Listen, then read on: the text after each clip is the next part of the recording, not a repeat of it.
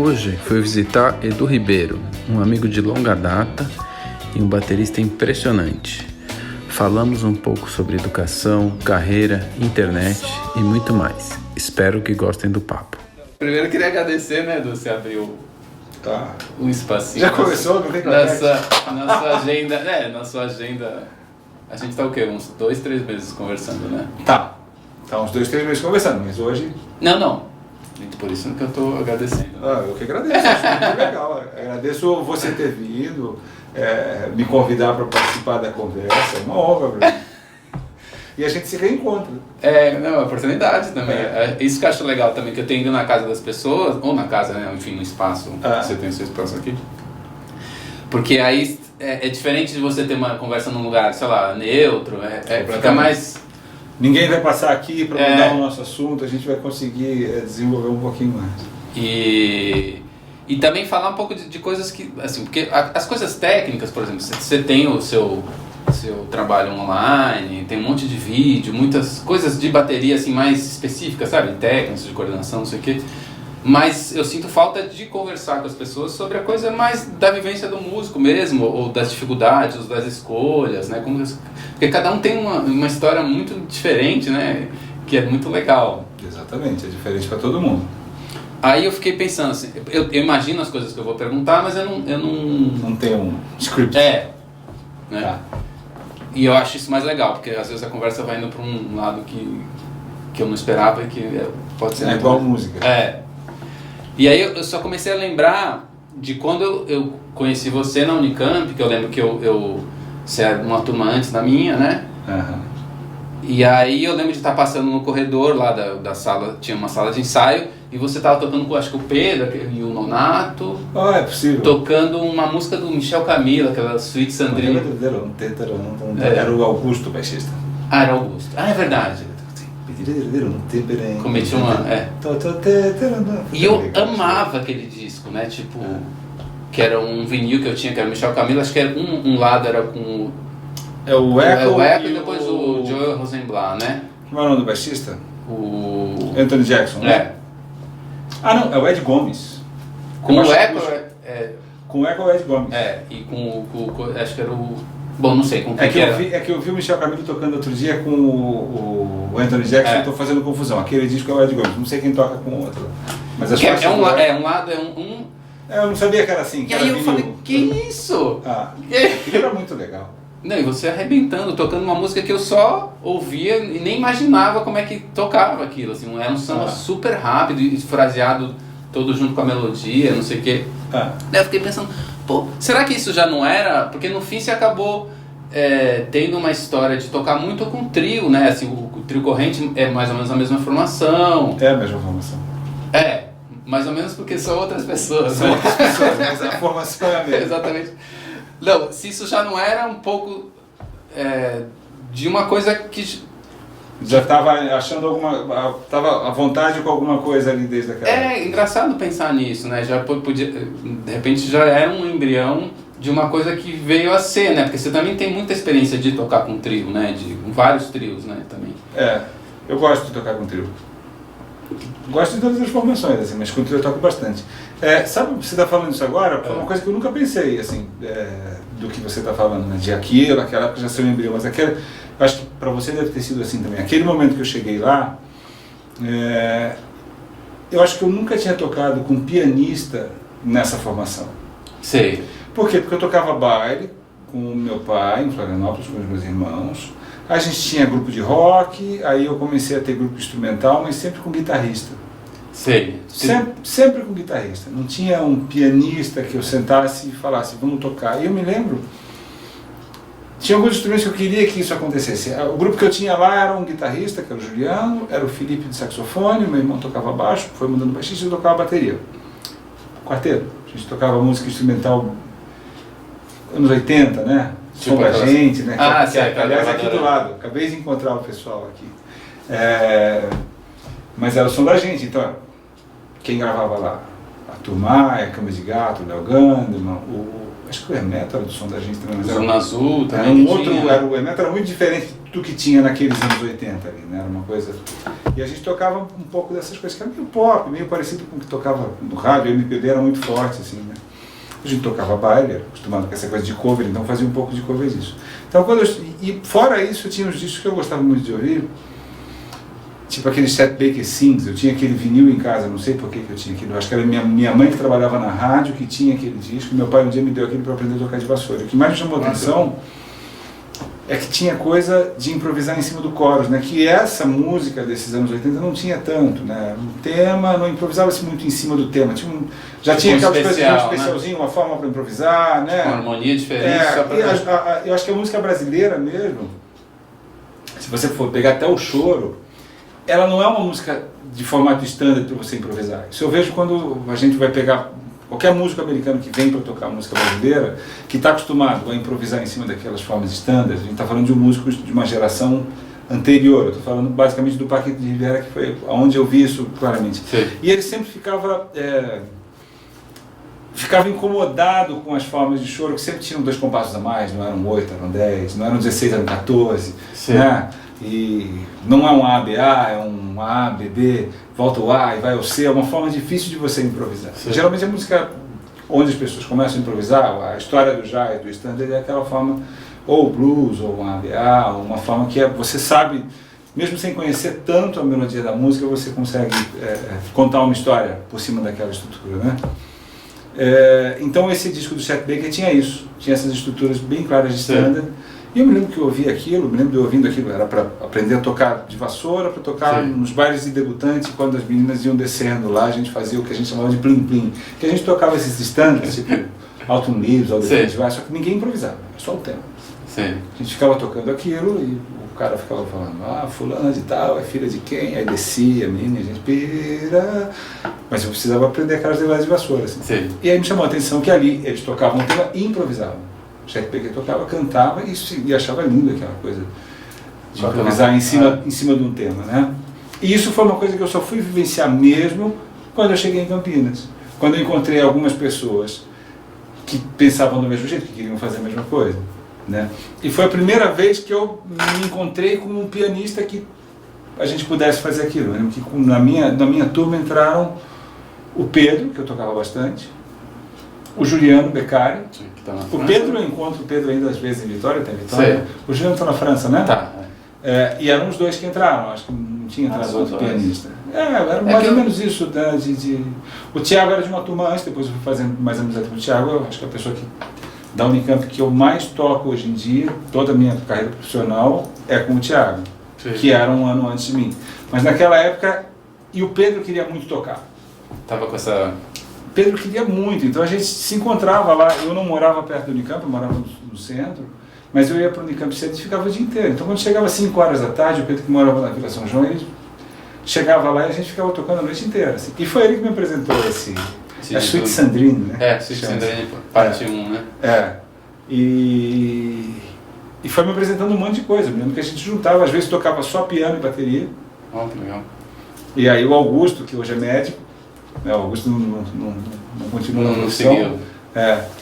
E o Augusto tocava com a gente. O Augusto tinha um tempo um pouco mais difícil que a gente, eu acho que ele já fazia outras coisas, ele morava em Campinas, a família dele morava em Campinas, ele tinha algumas outras obrigações assim, então ele não estava o tempo todo lá tocando como a gente fazia, mas eu tocava com o Pedro o tempo todo, a gente tirava tudo do piano, aquele pianinho de armário, para soar mais alto. Para soar mais. Isso é uma coisa que até hoje eu gosto de fazer, assim, é juntar com um músico, seja lá quem for, e ficar tocando, sem ser um ensaio, sem ter que apresentar alguma coisa, só para ficar improvisando mesmo, né? Que a gente perde um pouco isso, né? Assim, com a coisa da carreira, que você tem que resolver a coisa dos ensaios, dos shows, mas... A vida demanda muito tempo, né? Perde um pouco dessa... Enfim, de brincar, né? Brincar... É um brincar, mas é um trabalho. É um brincar que vai fazer o seu trabalho ficar melhor. Que vai fazer a sua espontaneidade ficar melhor, você ficar mais em dia com o instrumento. Então eu vim aqui estudar 3, 4 horas por dia, é muito legal. Mas só isso não resolve. Você precisa interagir com alguém. Então eu fiz muito isso com o Fábio, com o Torres. Que aí eu vim morar em São Paulo, e o Fábio foi um dos primeiros pianistas que eu conheci, que estava sujeito a fazer isso também. Então a gente tocava junto com o Renato Consorte, que é um guitarrista que eu adoro. A gente participava do grupo do Renato. E a gente volta e meia, saia todo mundo do estúdio e a gente ficava tocando, assim. E aí a gente começou a se encontrar várias vezes, a gente combinava. Aí sim, aí eu concordo com você, hoje em dia eu não teria mais tempo de fazer isso. Mas a gente combinava de compromisso, sei lá, segunda, quarta e sexta, das 6 às 8 da noite, a gente ia até uma escola que o Fábio dava aula na Vila Madalena e a gente ficava tocando. Então não tinha baixo. Precisa de alguém para chegar, mas você vai aprendendo tema novo, você vai aprendendo a improvisar, você vai aprendendo forma, uma série de coisas legais. Eu sinto falta. Às vezes ainda, com o Fábio, eu consigo ligar para ele e a gente se encontra e faz. Às vezes ele vem aqui, ou às vezes eu vou na casa dele que lá tem o piano. Que é mais legal, né? A gente não mora perto, né? Ele mora lá no Parque Continental. Sim. Então isso, num dia de São Paulo, é uma coisa que não vão ser 2 horas de som, vão ser 4 horas, uma para chegar, 2 de som, montar. Eu entendo essa coisa da vida, eu acho que toma tempo por conta disso, fica difícil de você fazer isso sempre. Mas eu acho que isso é uma coisa que tem que ser feita. Isso é uma coisa que eu cobro muito dos alunos que eu dou aula na faculdade. Eu falo, vocês não tocam? Eles tocam quando tem prova. Então tem uma prova para fazer, estou falando da FAIM aqui, tem uma prova para fazer. Todo mundo toca. Então por mim eles tinham prova toda semana, porque ia ter um monte de música lá. Quando não tem prova, aí tem um pouco disso. Tem um monte de coisa para fazer, tem outras coisas e eu vejo eles, mas eu nunca vejo, às vezes eu vejo, claro. E aí eu fico emocionado até de ver, quando você vê 2 tocando junto, assim, que 10 horas da noite o cara vai fechar a faculdade e ele fala, preciso fechar, ele fala, só mais um pouquinho, sabe? Precisa ter isso. Na Unicamp tinha, né? Isso tinha bastante. Nossa, o que eu mais brigava era com o segurança. O segurança passava e fechava. Eu falava, e agora, o que eu faço? Falava, agora tem que fechar, você precisa sair do prédio. Eu falava, puxa, você é triste da vida. Não, eu queria ficar mais um pouco. Mas acho que são épocas, né? São épocas da vida de cada um. Mas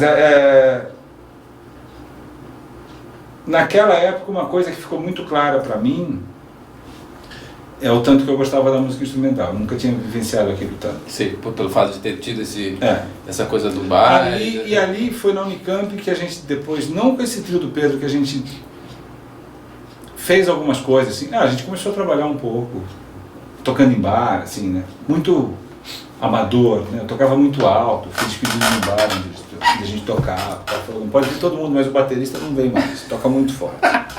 Que arrasado. Eles continuaram indo. Mas ali comecei a entender que podia se fazer os grupos, assim. Então a gente tinha o trio Água, que era com o Chico e com o Zé Negro, que aí a gente conseguiu fazer algumas coisas. Vocês chegaram a gravar algum disco? Não? Gravamos um disco, a gente fez uma gravação, esse disco acabou saindo, o Chico Saraiva Água, né? Não saindo como trio, mas a gente tinha o trio, gravou o disco, acabou ficando. E depois a gente não fez mais nada. Outro dia eu até falei com o Chico, acho que ele está na Alemanha agora. Eu falei, por que a gente não faz uma apresentação de volta daquilo, né? Aí ele falou, a gente precisa fazer, mas também é difícil de encontrar todo mundo, né? Mas já vai tempo já que a gente fez. O Zé eu nunca mais vi. O Zé outro dia eu vi às vezes eu encontrava com o Zé na estrada, assim, tocando com o Tom Zé. Ele tava com sei lá quem. Eu vi ele em junho. Eu fui tocar em Brasília, a hora que eu desci para almoçar, eu encontrei o Zé ele estava tocando. No hotel? Ele estava tocando com alguém também. Tinham 2 festivais ao mesmo tempo na cidade e eles estavam tocando lá. Mas nunca mais toquei com ele. Né? Mas ali que eu vi essa coisa, dá para você ter um grupo, você vai ensaiar, vai fazer um projeto, grava um disco e você vai tocar em tais lugares. Acho que foi ali que eu vi isso, assim. Tinha muita gente que fazia isso na Unicamp, né? Eu lembro da Ana Friedman, que tinha o trabalho dela, que tinha as músicas dela. O Sal Sambando, né? Quem era o Sal Sambando? Eu tocava nessa banda. Você tocava? Quem que era? Era o Gustavo Roriz no baixo. Que está em Portugal?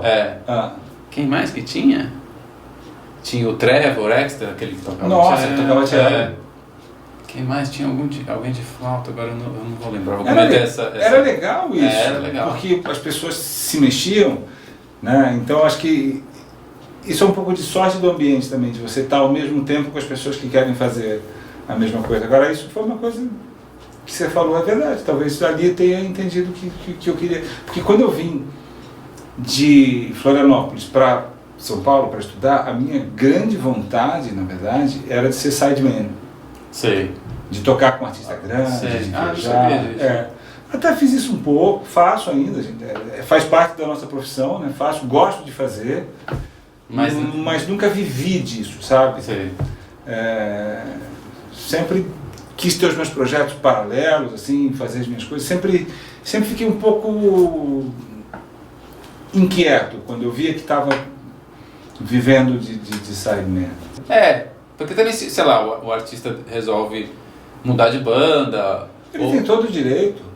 Lógico. Ele tem todo o direito. Mas é que você não pode depender só disso, Exatamente. Ele tem todo o direito de tirar férias, de encerrar uma turnê e falar, eu estou em crise, estou em crise artística, sei lá, vou passar 2 anos sem... Ele tem todo o direito disso. E eu fui vendo tanta gente reclamando disso que foi me dando um pouco de agonia, assim. Mas eu acho que é um senso de realidade também, né? Eu acho que não é nem agonia por isso. Assim, eu acho que sempre me bateu a porta essa coisa de não ficar numa coisa só. Assim. E eu fui gostando muito de fazer os projetinhos. Tanto que em 2006 só, 2004 foi quando o Theo nasceu. Que eu gravei meu primeiro álbum solo mesmo, com as minhas músicas, que eu já estou te esperando. E aí eu fui tomando gosto pela coisa, mas aí o Trio Corrente começou a dar certo, a gente trabalhou bastante junto, a gente ainda trabalha junto. Teve o Vento em Madeira, que demandava um pouco essa coisa de criar, né? Compõe um pouco, né? E só agora que eu retomei um pouco com as 2 mãos, assim. E me arrependo de não ter retomado antes. Então quando eu vejo... Eu acho que é legal você passar as suas experiências para os alunos, né? Eu tenho uma aluna na faculdade que era uma baterista ótima, super boa. E eu aperto ela todos os dias para ela estudar piano, para ela fazer os arranjos dela, para ela... Sim. Peço no recital que eles façam uma composição deles. Eles não são alunos de composição, são alunos de bateria, eles poderiam muito bem. Alguns espanam, alguns me enrolam e eu não posso, no final de um curso de bateria, obrigar o cara que o cara toque uma composição dele. Se ele não quiser tocar, ele não toca. Mas alguns começam a fazer e é super legal, assim. Isso é uma coisa que eu sinto falta de terem me apertado um pouco, assim. Sempre na época de faculdade, ou depois eu fiquei só querendo tocar a bateria direito, assim, né? Que é legal pra caramba, mas sempre outra coisa me chamou a atenção. E aí, com essa coisa de você ir fazendo um projeto aqui, tocando ali, você vê que todo mundo vai trazendo música, você vai tendo com vontade de fazer também, né? Mas você compõe no piano? Não. Eu estou estudando piano agora, quase todo dia, não é cedo estudo, mas assim, é muito difícil, na minha idade, começar a fazer uma coisa dessa, porque é muito iniciante. Sei. Então, quer dizer, seu nível de bateria está aqui... Você se sente um idiota, assim, um perfeito idiota, porque não funciona. Hoje eu estava tentando, me programei que eu vou tentar tirar algumas músicas novas por semana. Então, eu estava tentando tirar as músicas do Hermeto daquele Vale do Ribeiro, peguei. Não adianta.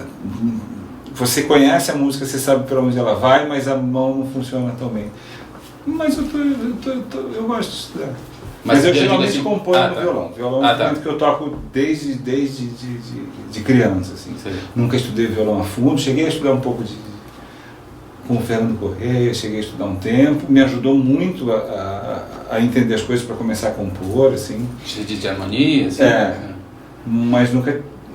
talvez até tenha, mas nunca me esforcei de ter a pretensão de ser um guitarrista, de tocar profissionalmente. É mais uma ferramenta para... E também ajuda você a compreender as músicas que você está tocando também, né? Tipo... Eu acho que isso é uma coisa que, assim, a hora que eu começo a estudar piano, principalmente o piano, viu? Eu começo a entender como ele me fez falta quando eu fiz a faculdade. E eu começo a achar que um aluno de bateria, de percussão, ou de trompete, ou de canto, ele precisa estudar piano muito sério para aproveitar a faculdade.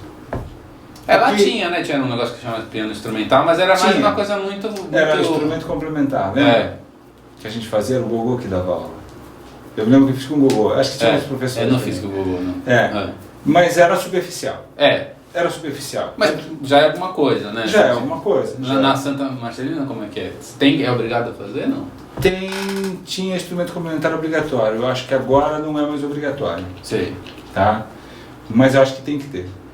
Acho que faz muita diferença, porque você tem contato, não é? Ou então você vai estudar bateria e percussão. Vamos fazer um curso para isso. Ritmos. Vamos assumir que a gente vai sair dessa seara da harmonia, da composição, porque você estudar isso sem tocar um instrumento é muito parecido com você estudar japonês e não falar japonês. Então você aprende todas as... Você pode aprender a teoria, você pode tirar 10 na prova, mas na hora de usar aquilo, não sei como é que esse conhecimento vai ficar para você. Assim. Então eu me sentia muito fazendo, por exemplo, no Unicamp, nas aulas de harmonia, nas coisas que a gente tinha, eu fazia um pouco isso. Assim. Mas isso pode ser uma experiência minha, né? Outras pessoas podem encontrar isso de uma outra forma. Assim. Isso para mim é essa experiência. Você mesmo, você toca algum instrumento de harmonia? Não, um pouquinho de piano, mas também é muito mal. Como que foi a sua experiência de fazer essas aulas na faculdade?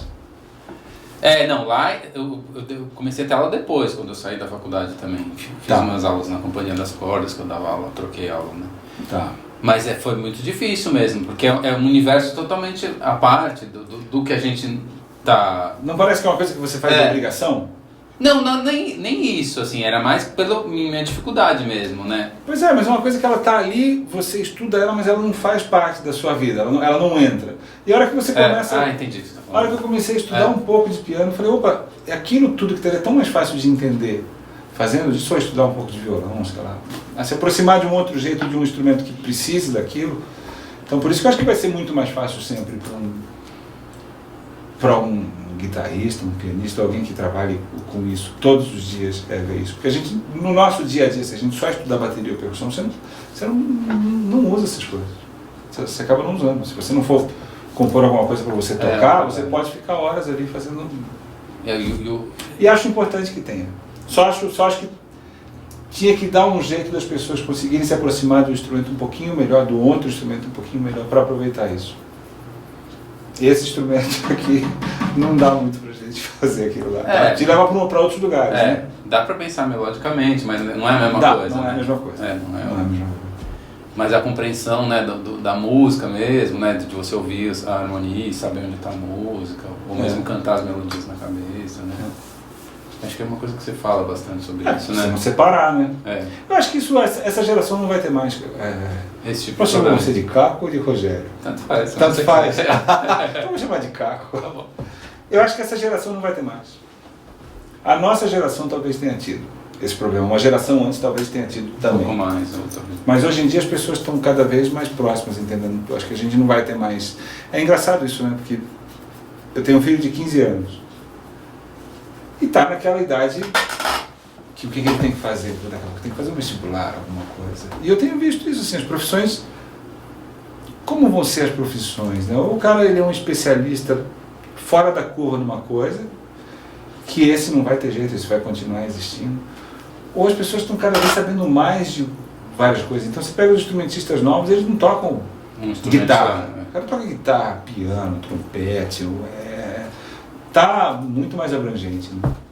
Bem bom. Não é legal isso? É demais. Os novos instrumentistas que as pessoas conhecem são assim. E no Brasil tem um monte de gente fazendo isso. Tocando em alto nível vários instrumentos, né? Pedrinho, aquele menino da guitarra, toca piano super bem. Então, o cara é super musical. Aquela menina, a Carol, toca violino, toca trompete. Né? A geração que está chegando sabendo tudo, gente. É legal, né? Eu acho legal demais. Então acho que não vai ter mais esse problema, não. Talvez tenha. Mas você incentiva então seus alunos a... Na hora, aperto total. Uns espanam, outros não. Acho que vale a pena. É exatamente isso que a gente está falando, acho que vale a pena o cara sair só desse universo. Ele vai ganhar muito fazendo isso se ele sair desse universo. Isso daqui vai ser muito mais legal de fazer, e ele vai ter muito mais para contar aqui se ele conseguir passear em outros lugares. Com certeza. Você concorda? Aí eu queria te perguntar uma outra coisa, porque também a gente está nessa... onda da internet, dos cursos online, não sei o quê, né? Tá. Aí tem um monte de gente que critica o fato dos cursos online, que é muito mais legal ter um professor.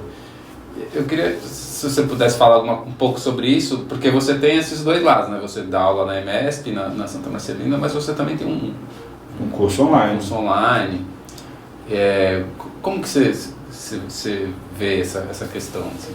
Primeiro, eu acho que as críticas elas são necessárias sempre. Né? Uma vez que você faz alguma coisa, que você coloca na rua para alguém ver, você está aberto a tomar crítica, está sujeito, e é bom que a gente cresça com elas. Né? Acho que ninguém faz alguma coisa para não receber crítica nunca. Né? Eu lembro uma vez que eu ouvi uma coisa que o Peter Erskine falou, que era assim, deixa eu ver se eu lembro direito, falei que eu lembro, mas não lembro tanto. Mas ele falava assim, existem duas maneiras de você aprender música. Uma é você ouvir música e imitar. A outra é você arrumar um professor para te ensinar. Se você ouvir música e imitar, talvez você consiga ser músico. Se você só arrumar um professor e não ouvir música, não vai adiantar nada. Você precisa ouvir música. Também, isso não Então, não tem jeito. Uma coisa que não pode deixar de acontecer, que talvez esteja acontecendo para alguns alunos, que é onde eu brigo, as pessoas estão parando um pouco de ouvir música. A música está muito abundante na vida delas. Ninguém ouve mais uma faixa inteira, ninguém para mais para ouvir um CD inteiro, né? Não tem mais CD, daqui a pouco as pessoas não sabem mais o que é CD, né? Então é um aplicativo, você escuta a música 2 minutos, pula, vai para outra. Então eu não sei como é que as pessoas vão dar conta disso, né? Mas por que eu falei do Peter Erskine? Que é imprescindível que você tenha uma relação sua com a música, de querer tocar. Não adianta uma pessoa vir aqui em minha casa e falar assim, eu quero tocar bateria, aí você tenta ensinar para ela tudo, mas ela na verdade ela não quer, ela acha que ela quer, ela não tem tanta curiosidade assim, ou eu quero ser músico. Então, a primeira coisa que tem que ter é uma curiosidade tremenda. Uma coisa real, né? Real de interesse, né? E aí o que entra? Entra o professor, que vai poder ajudar essa pessoa a desenvolver isso, ou não, ele pode atrapalhar também. A gente não tem um controle de qualidade disso, né? Não tem tá aí, é um mercado aberto, né? Então vai procurar uma pessoa que pode ajudar, para ajudar, e eu acho que a internet pode ajudar também em alguns aspectos, né? Eu fui um pouco reticente na hora de fazer o curso. Sim. Né? Mas foi uma proposta do Jacques ou foi uma proposta? Era uma proposta um pouco para o Trio Corrente fazer. Sei, cada um fazer o seu. Aquilo não andou e eu tinha pronto, porque eu já dava aula há 10 anos quando a gente chegou com essa proposta. Sim. Tudo organizadinho, né? Simples. Para mim foi muito simples. Só gravar. Tudo que eu usava. Eu não fiz nem. As primeiras aulas eu não fiz nem scripts, nem roteiro. Eu vim aqui no Cachoeira, que é aqui do lado, e falei, dá um playback que a gente vai fazer. Né? Então, eu acho que por eu ter essa experiência de dar aula, de saber o que funciona ou não funciona, pode ser um pouco mais eficiente para quem não está junto. Né? Mas eu tive aula de bateria. Para mim, a época mais proveitosa de estudo foi nos 2 anos que eu tive aula com a Lilian. Sim. Que era toda semana, que ela me dava um material e eu tinha que apresentar para ela naquela semana. Então, para mim vai ser difícil. Tinha um prazo para lidar com aquela. Tinha uma aula semanal. Aí a próxima era outro assunto, né? Desenvolver aquilo. Então, eu peguei aquilo como um prazo para mim. Sim. Até hoje eu uso isso. Para mim é muito difícil acreditar que alguma coisa possa ser mais eficiente do que isso, né? Mas o que acontece? Aqui, eu tenho muito aluno no site de São Paulo. Sim. Também. Mas hoje em dia as pessoas não querem mais sair de casa. Eu recebia muito aluno de fora. Gente que vinha, sei lá, de Petrolina. Vem aqui, faz um dia inteiro de aula, que é legal, mas não é produtivo. para a pessoa. É uma quantidade de informação que ela vai precisar de uma disciplina muito grande para absorver aquilo, né? Mas é legal. Eu, quando morava em Florianópolis, tudo que eu queria era ir até São Paulo e até o Rio fazer uma aula. Qual vem? Né? E você uma coisa animadora. fazer? Nunca cheguei a fazer, nunca tive a oportunidade de fazer, mas assim, tudo que eu queria era isso. É muito animador, né? E eu botei lá no site, tentei organizar de uma maneira que acho que possa ser eficiente. Tem um resultado, assim, vejo resultados legais de alunos que estudam, gravam as coisas, me mostram, e são pessoas que eu nunca vi na vida. Sim. Então, assim, não dá para dizer que aquelas pessoas não tiveram aula comigo, elas estão fazendo levadas que eu basicamente criei, músicas que eu fiz, tocando as frases do jeito que eu coloquei para elas, tem uns exercícios técnicos e de coordenação que você tem que fazer antes para conseguir tocar aquilo, e as pessoas estão tocando aquilo. Então, está acontecendo. A única resposta que eu tenho de que está acontecendo é essa. Eu sempre peço, você fez alguma coisa, que você... alguma proposta do nosso curso, me manda um vídeo que eu quero ver. Eu não vou te dar nota, não vou só para saber julgar, como é que tá. de forma alguma. Não é isso que a gente... Até porque eu não conheço essas pessoas, não tem como julgar isso, né? Mas está acontecendo. Alguns com melhor acabamento, que eu acho que depende também da vivência que o cara já tem, e outros com um acabamento um pouco pior, mas acontece. Mas eu acho sim que o contato com uma pessoa, com um mestre, no dia a dia, ele é proveitoso, ele é mais proveitoso. Agora, não é todo mundo que tem a possibilidade de fazer isso. Pensando nisso, né? Se a pessoa mora num lugar que não tem acesso realmente a um bom professor... Né? Eu sei o que é isso. Hoje em dia, lá em Florianópolis, tem vários professores bons, mas no tempo que eu estava lá, a gente não tinha uma escola de música popular como eu tive aqui. Então eu tive que sair até lá por para isso, cá. por isso que você veio, né? Eu não sei se hoje em dia eu sairia, não ficaria lá, talvez, porque talvez tivesse, sacou? Mas não tinha. E essa informação não tinha pela internet também. Ao mesmo tempo, me fazia ser mais curioso.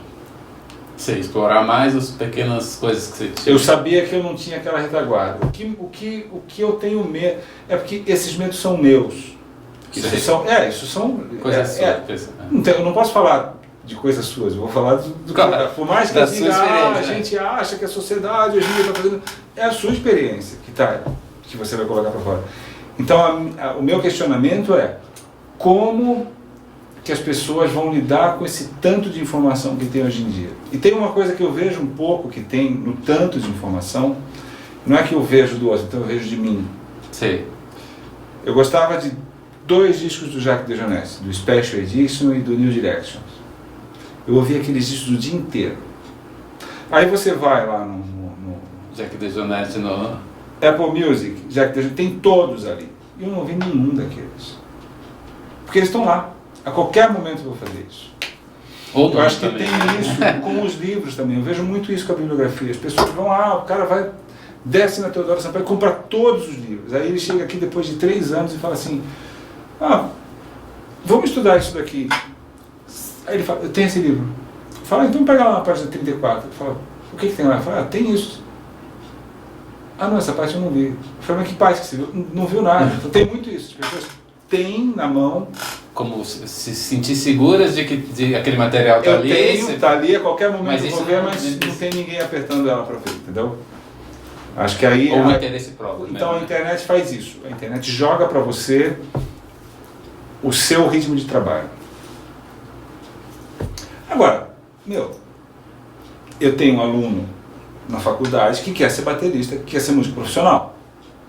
Agora tem muito aluno no curso que é médico, que é, sei lá, motorista, engenheiro, montador de cabo da net, sacou? E eles não querem ser profissionais, então aquilo ajuda aquelas pessoas daquele jeito. Tá ótimo, né? Tá ótimo. Né? É uma terra de ninguém? É uma terra de ninguém. Não tem certificação nenhuma, não tem ninguém que diga isso pode, mas assim, se você começar a olhar para tudo...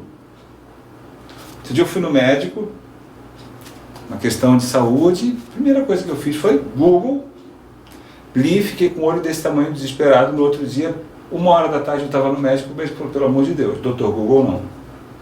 Porque não é uma informação correta. Inconfiável, né? E não é nem, talvez até seja confiável, mas às vezes você está lendo uma coisa que não tem a ver com o que você está fazendo, então isso tem na internet também. O cara vê uma técnica tal que é super legal e fala assim, nossa, eu preciso aprender isso, mas isso para ele agora, nesse momento, não vai fazer a menor diferença. Entendeu? Então aí sim tem o papel de um professor sério que diga para ele, olha, tudo bem, você quer muito isso, tá bom.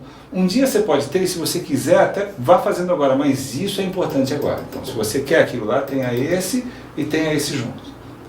Né? Porque senão o cara fica só fazendo aquele e aquilo não dá resultado nenhum para ele. Então, assim, frustra, né? Eu não estou dizendo que as informações elas são erradas. Eu acho que eu não vi. Opa, desculpa. Não, tudo bem. Eu não vi nada de informação errada na internet. Mas elas não são, para o meu caso, elas não são direcionadas para aquilo. Elas podem te assustar ou elas podem te deixar confortável. E é um perigo. Então acho que em qualquer área na internet hoje em dia você vai encontrar isso, a informação está lá. Mas acho que é um papel que a gente tem de colocar boa informação, se você puder. Não, e das coisas que eu vi, né, que você colocou são muito legais mesmo, né? Tipo, isso é a vivência, né? Tem muita... São coisas que eu acho que são as coisas que... Mas assim, para você ver como é tanto é tão pessoal que a propaganda que eu mais uso são as coisas que serviram para mim. Mas quem garante que as coisas que serviram para mim estão certas? Se você está compartilhando aquilo, ó, isso estou compartilhando, mas o que isso quer dizer? Até onde garante que isso vai dar certo para o meu filho, para o seu filho, para você ou para o outro? Não é esse o caso. Isso daqui cientificamente está comprovado que vai dar certo. É essa informação. Né? Mas no caso do professor presencial também é a mesma coisa, né? Você também só vai passar um pouco do que você... da sua vivência. Foi o que eu te falei do início do professor presencial. Ele pode te ajudar ou não. Outro dia teve um caso, tem um caso de um adolescente, tem um baterista ótimo, surgindo, uma coisa incrível de vontade. Sim. Né? Muita mesmo. Sim. E aí o pai dele, que é meu amigo, veio até mim e falou assim, ele quer estudar com você, ele precisa ter aula. Eu falei, eu vou atrapalhar esse moleque agora. Por que eu vou atrapalhar ele? Primeiro, porque eu não tenho disponibilidade de dar aula para ele. Tipo toda semana. Tipo toda semana, que ele precisa. Tá? Ou seja, ele vai vir aqui ter uma aula essa semana, eu vou fritar ele 3 semanas e depois ele vai chegar. Agora, ele precisa aprender coisas... que vão ser importantes para ele tocar o que ele quiser lá na frente. Então ele precisa aprender a ler direito, precisa aprender a ter uma técnica boa. Não preciso fazer ele voar. Ele vai voar. Agora a gente precisa estar preocupado que quando ele comece a voar, ele tenha um embasamento legal, aproveite isso. Porque esse é o momento. Né? Esse é o momento. E precisa ainda ser uma pessoa que tenha a serenidade de enxergar isso. Sim. Porque também você fica empolgado. Não, o moleque você quer estar demais. Então eu vou te passar esse negócio aqui. Você dá um pulo lá na frente pro cara, que pode ser legal, mas será prazo, que vai ajudar ele com isso? Ou então você pode colocar coisas que são pessoais suas. Não, troca essa sua técnica, passa para isso daqui, que isso daqui é muito mais legal.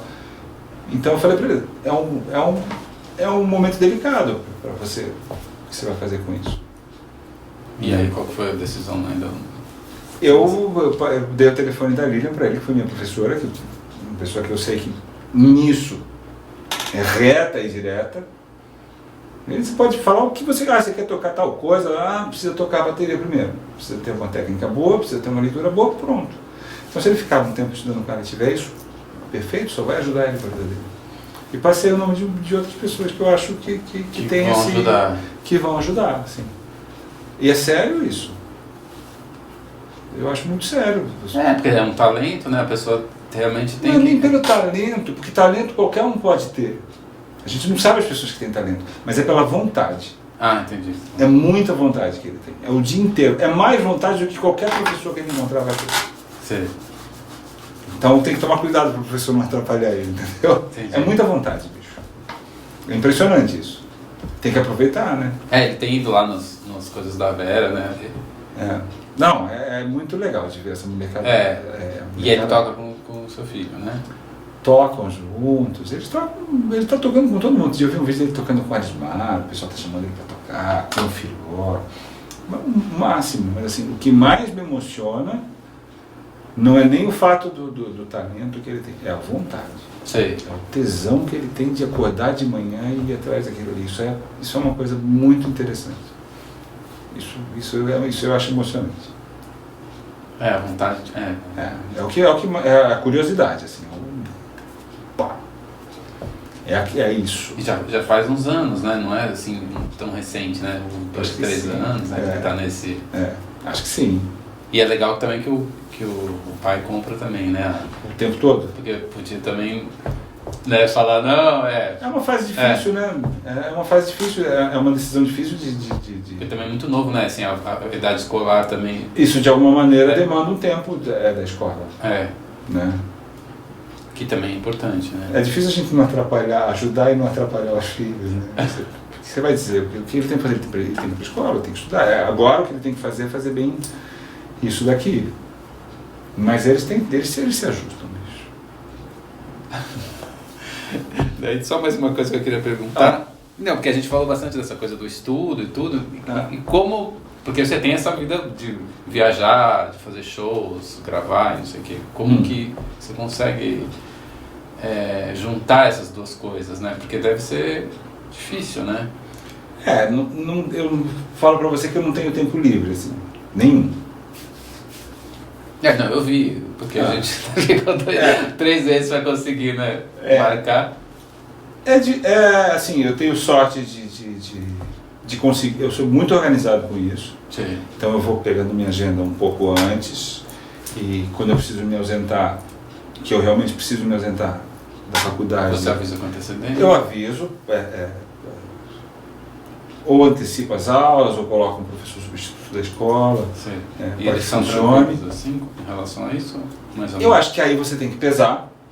Então eu olho a minha agenda e eu peso. O que é importante? O que é importante para mim fazer? É isso, isso e isso. Se eu pegar tudo, eu acho que o pesar, se eu pegar tudo e for fazer tudo, aí não dá para fazer aquele outro. Porque eu não posso me ausentar o tempo todo. Então eu tenho uma média do que é possível para que eu mantenha as coisas funcionando. Assim. É muito ruim você fazer um ano inteiro de coisas que você acha que deram certo e você vê que tem uma pessoa ali dependendo de você para o desenvolvimento dela que não está funcionando porque você fez aquilo. Então isso não pode acontecer. Então eu vou sempre ajustando, né? Não fico fora o tempo todo, mas não deixo de fazer as coisas que são importantes também. Eu vou tentando ajustar desse jeito, né? E tem dado certo. Às vezes fica um pouco desgastante. Às vezes eu faço aquelas viagens assim, sei lá, vai fazer uma viagem, vai para o Japão, aí fica 2 semanas lá, um tempo grande, né? Mas aí tem toda uma estrutura que você tem que fazer e aí eu chego no aeroporto na segunda, 5 horas da manhã e venho dar aula, direto. Sim, já com um fuso horário bagunçado. Mas tem que fazer. Não me arrependo de fazer isso, Sim. Não chego com sono, não dá para você chegar lá e falar para o aluno, pelo amor de Deus, não me enche a paciência porque eu cheguei. Não é isso, eu estou lá para ajudar ele a fazer aquilo. Se eu me sujeitar a fazer isso, eu tenho que fazer isso direito. E no fundo, eu me questiono muito se dá para fazer ou se não dá para fazer. Volta e meia eu me questiono disso. Né? Será que eu consigo fazer essas 2 coisas? Mas eu acho que eu estou conseguindo. Sim. Eu acho que eu consigo, sim. Acho que uma coisa me leva a fazer mais a outra. Então, eu saber que tem uma rotina ali, que de manhã eu tenho um compromisso para fazer e eu vou ter menos tempo para sentar, para estudar ou para ter que compor as coisas que eu tenho que fazer, eu sou mais objetivo quando eu vou fazer isso. Talvez se eu tivesse o dia inteiro para fazer isso, só tocasse, eu seria menos objetivo, sabe? Um pouco aquela coisa do eu tenho todo o material aqui, depois eu escuto. Não, você tem que ser um pouco mais... Você vai ter aquele tempinho, você fica mais focado. E você acaba sendo mais seletivo com todas as coisas. Não só com o tocar, até com o dar aula, com as coisas que você fala, isso aqui eu não sei fazer, isso eu não posso fazer, ou isso eu não quero fazer. São 3 perguntas que eu sempre me faço. Né? Eu posso, eu quero, eu sei. É difícil você falar que tem coisa que você não sabe fazer. É difícil você assumir isso. E às vezes tem coisas que eu digo que eu não sei fazer, que na verdade eu tô com medo de fazer. Até poderia fazer, mas assim, naquele momento não dá para pegar e assumir de fazer isso, vou fazer mal feito. De conseguir se preparar adequadamente, você diz assim? Então tem que ficar de olho nisso. Assim. Acho que para mim a maior frustração que tem é quando primeiro eu achava que isso era só tocando. Quando eu ia tocar com alguém, eu sentia que eu estava despreparado para tocar, ou que eu estava fora de forma. Mas em qualquer situação isso é ruim. Quando eu chego, sei lá, para dar aula para alguém e eu não estou preparado para dar aquela aula, é muito ruim. Então eu estou sempre pensando um pouquinho na frente para ver se eu consigo chegar. Ou você vai dar um workshop e rola aquele brand no meio, você fala assim, opa, devia ter pensado um pouco melhor nisso daqui, devia ter me preparado um pouco melhor. Porque a gente tem um pouco isso, né? Você pode dar um workshop. O workshop é legal, vou lá tocar e as pessoas vão perguntar e falar alguma coisa. É muito egoísta, né, bicho? Vou lá e eu vou sentar, vou tocar, eu vou falar alguma coisa, o que essas pessoas vão levar para casa? Né? Então, já aconteceu de eu chegar com esse pensamento e aí ninguém pergunta nada. Aí você fala, e agora? O que você faz? Então eu sempre tento levar alguma coisa que, se isso acontecer, a gente vai para lá. Então uma coisa que eu já sempre pergunto é, eu tenho essa opção e tenho essa opção, o que vocês querem? Vamos por essa então? Bom, querem conversar? Então vamos conversar. E a sala de aula com o aluno, por mais que você diga, são 50 minutos, né? É muito tempo. Se isso não tiver Então, assim, o aluno ele pode te desanimar e você pode desanimar o aluno também. E para tocar, para mim, chegar para tocar ou para gravar e a coisa não funciona é uma frustração que não tem jeito. Talvez, uma vez eu me lembro que eu estava falando com algum músico que eu estava me queixando disso, né? Talvez as outras pessoas não percebam, mas não adianta nada, porque se você percebeu, para mim, se eu percebo, se eu me sinto assim é muito ruim. Não adianta que foi ótimo show. Não adianta nada. Isso é uma coisa que eu sempre digo, né? Tem aquele show que você acha que é ruim, sei lá, geek, apresentação, sei lá o que for, que você acha que foi ruim, pode chegar todo mundo e falar, nossa, foi lindo, você vai para casa, eu quero voltar aqui, quero estudar. E o contrário, também, quando é muito legal, não precisa vir ninguém te dizer nada. Você sabe que foi legal. Né? E isso já basta, né, na verdade. A gente depende um pouco, né? A gente faz uma coisa que não depende da aceitação de ninguém. Você faz. Então você tem até aquele... Você pode falar, não gostou, problema dele. Ou você tem aquela dependência de que a pessoa venha até você e diga que gostou. É muito maluco isso. Não sei se as pessoas fazem, se as pessoas trabalham fazendo isso o tempo todo. Ao mesmo tempo, a minha mulher um dia virou para mim e falou assim, você faz um negócio que... Você vai lá, o que você faz, as pessoas aplaudem. Ninguém nunca me aplaudiu depois. Numa sessão. Mas tem um jeito de aplaudir, né? Que a pessoa voltar, né? Que a pessoa voltar, você vê que aquilo está fazendo diferença na vida dela. Né? Você vê que a pessoa está tomando um rumo. É que é diferente mesmo. A arte tem um rumo. É diferente. Começar que você sobe num palco, né? Tipo um negócio que... Pode ser assustador também. Tem gente que não faria. O Yamandu fala isso, né? Na verdade eu não vi o episódio, eu vi alguém comentando. O Nelson Faria falando que levou ele no Café Lá em Casa. Que é aquele programa dele. Você já foi lá, não? Não. E aí o Nelson falou que virou para o Yamandu e falou, o que você... Isso eu estou relatando eu não vi esse episódio. Mas o que você diria para as pessoas que querem ser músico? O Yamandu falou alguma coisa tipo, desista. Uma coisa assim. E aí ele ficou meio assustado, assim, e aí depois ele parou e falou, não é assim, não é desista. Mas ele falou uma coisa que eu acho que faz sentido. Ele falou, não é para todo mundo. Não é todo mundo que pode viver de ser artista. Assim. Você precisa ter uma consistência artística, mas você precisa também ter essa capacidade de ir para o palco, de lidar bem com isso, de lidar... E tem pessoas que não querem isso. E essas pessoas vão achar um outro jeito de viver a vida delas com a arte também. Existem várias formas de você... Que não seria se apresentar ao vivo. Que não seria se apresentar ao vivo, ser um músico performático, né? Uma pessoa que faça exatamente isso que ele estava questionando ele naquela hora, né? Mas existe uma série de coisas envolvidas. Não é o tocar bem.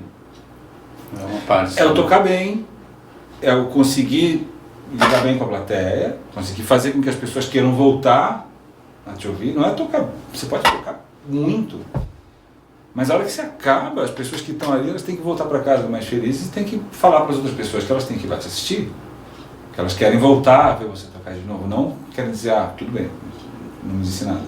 Então tem que tocar bem, tem que conseguir lidar bem com a plateia, tem que conseguir gerenciar bem uma carreira que não tem uma diretriz. Não tem um caminho assim, não tem um caminho, chave. Né? Arrumei esse emprego aqui, bom, tudo bem, mas isso não é isso, isso é uma outra coisa. Né? Então tem uma série de coisas envolvidas que não é simples, eu acho. E aí você vê uma série de... Volta e meia tem aquelas pessoas que falam, meu fulano é tão talentoso, mas a carreira é tão maluca. Ué, faltou uma coisa. Faltou gerenciar aquilo direito. Né? E ainda assim não depende só dele. Tem um monte de músico que toca super, super bem. Mas, sei lá, o que ele gosta não é uma coisa popular. O que ele consiga atingir as pessoas. Não existe uma fórmula, né? Não existe mesmo. Mas eu não sei se tem fórmula para outra profissão também. Eu acho que tudo hoje em dia está um pouco assim. Mas é que as carreiras, sei lá, um médico tem tipo um caminho, né? Assim, se você fizer isso... Mas também existem médicos e médicos. Mas assim... A hora que você... São carreiras mais estabelecidas, vamos dizer assim, né? Eu acho que são carreiras que, se ele quiser ser uma pessoa, com o perdão da palavra, se ele quiser ser uma pessoa mediana, talvez ele consiga se estabelecer numa condição social um pouquinho melhor. Né? Eu acho que músico, para você viver de música bem, você precisa dar tiro em qualquer lugar, assim, você precisa estar sempre conseguindo fazer da melhor maneira possível. Né? Ou a coisa vai ficar um pouco difícil de você viver da profissão. Acho que tem profissões que talvez tenham mais demanda para isso. Mas existem muitos níveis em todas as profissões também. Você vai ver um médico que é uma pessoa completamente fora da curva, que faz coisas muito importantes, que trabalham igual loucas. Trabalham muito, mas muito mesmo. Mas eu acho que é de personalidade, acho que aí não é nem de profissão. Se a gente for olhar mesmo, isso daí é profissão, é a personalidade de cada um. Tem o cara que ele é mais não é folgado a palavra, mas ele é mais relax, ele está menos preocupado com isso, em fazer diferença, em ser uma pessoa fora da curva. E tem aquele que é completamente tarado por aquilo, que tem que fazer aquilo, e aí vida pessoal fica ruim, uma série de outras coisas que é difícil. A vida é difícil. Oi, Cedu, obrigado aí. É isso? Por me receber. Aí, legal. A gente tem que falar aquela frase, né?